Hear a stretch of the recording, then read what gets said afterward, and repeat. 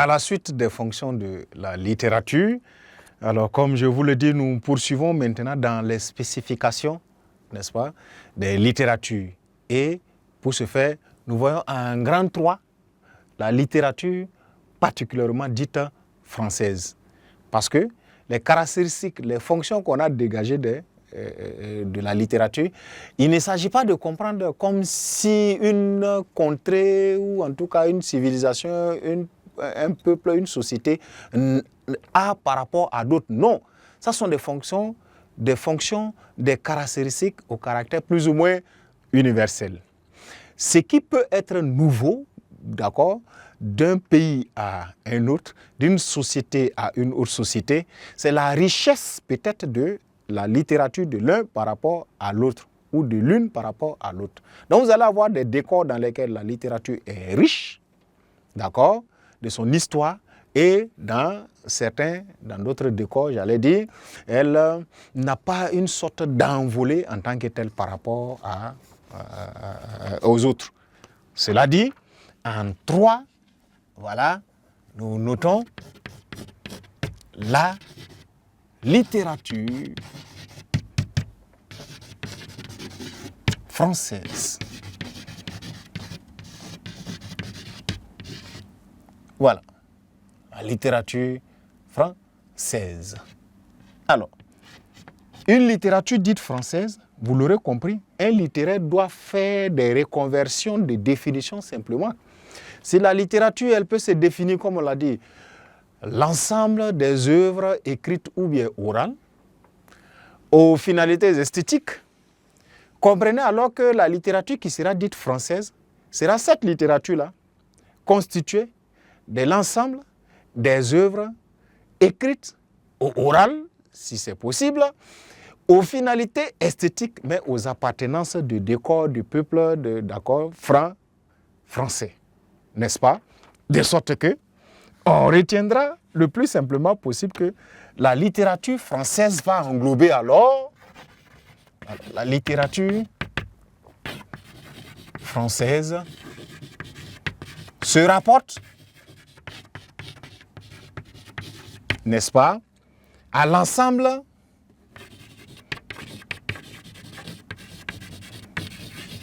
donc des œuvres écrites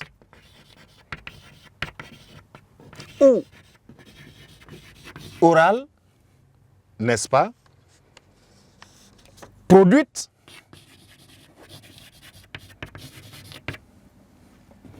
par les auteurs,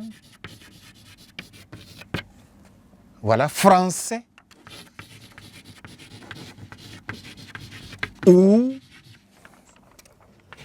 de la langue française. Voilà la définition qu'on retiendra lorsqu'on parlera d'une littérature dite française ou en tout cas d'une littérature française.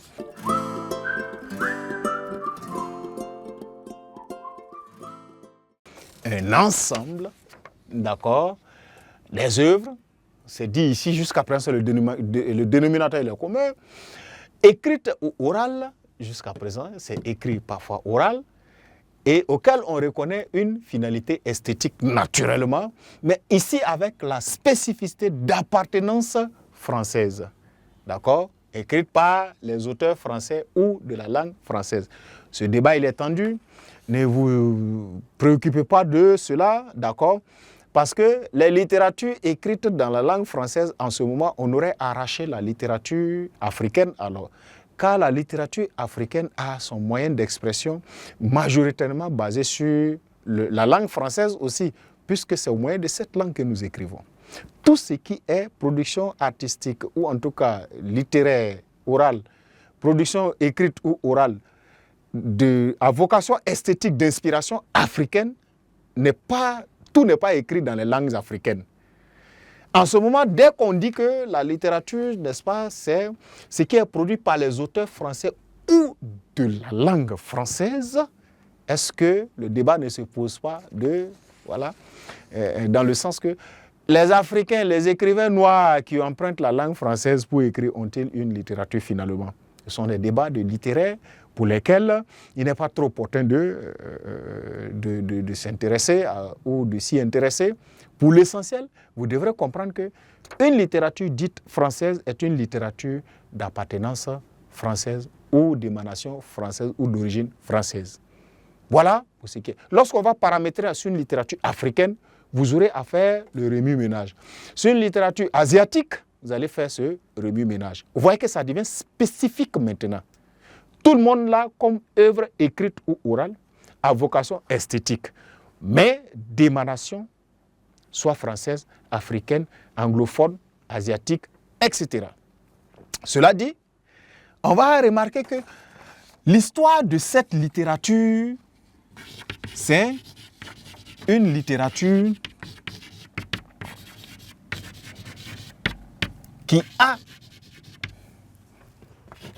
a une riche histoire, n'est-ce pas, faite de mouvements,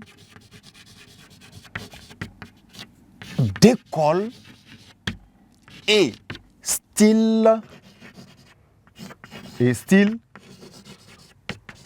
qu'on nomme, n'est-ce pas, les courants littéraires. Voilà. Donc, chers apprenants, vous retiendrez que, au fait, la particularité de cette littérature, voilà, vous voyez, va se décliner ainsi. Au fait, c'est une histoire une littérature qui est passée par plusieurs, n'est-ce pas, on va dire péripéties, c'est trop dit, mais par plusieurs expériences de vie. Des styles d'écriture, des écoles d'écriture, des modes de fonctionnement, des mouvements d'écrivains et des mouvements d'écriture, etc. On range, c'est tout ceci qu'on range dans le sens de courant ou mouvement littéraire.